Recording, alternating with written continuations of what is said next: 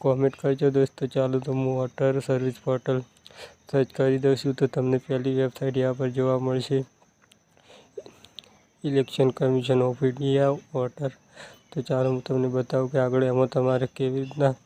તો દોસ્તો તમે નવું વોટર કાર્ડ બનાવવા માગતા હોય તો બનાવી શકો છો। તમારો કોઈ નંબર લિંક નથી અને પહેલી વખત લિંક કરવો છે લિંક કરી શકો છો। મોબાઈલ નંબર બદલવો હોય તો બદલી શકો છો, કોઈ સુધારા વધારા પણ કરી શકો છો, કરેક્શન કરવું હોય તો કરી શકો છો। ચાલો તો આમાં તમારે નયા હોય તો એકાઉન્ટ બનાવવાનું છે અને એકાઉન્ટ બનાવેલું છે લોગિન કરવાનું છે।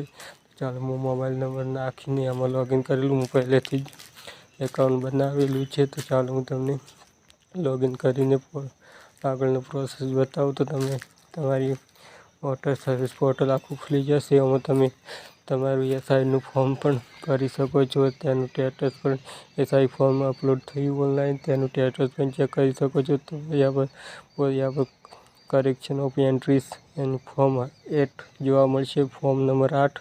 તો એના પર ક્લિક કરવાનું રહેશે અને એમાં તમારે સેલ્ફ તમે તમારા માટે કરો છો કે બીજા માટે। તો ચાલો હું સેલ્ફ પોતાના માટે કરું છું। તો તમારે यहाँ પર સેલ્ફ પર ક્લિક કરીને તમારે यहाँ પર ચૂંટણી કાર્ડનો નંબર ટાઈપ કરવાનો રહેશે, એપિક નંબર। તો ચાલો હું यहाँ પર મારો ચૂંટણી કાર્ડ નંબર નાખું તો મારું પૂરું यहाँ પર તમને બધું જોવા મળી રહેશે, વોટર કાર્ડનું બધું નામ, એપિક નંબર, જન્મ તારીખ બધું તમને જોવા મળી રહેશે। यहाँ પર તમારે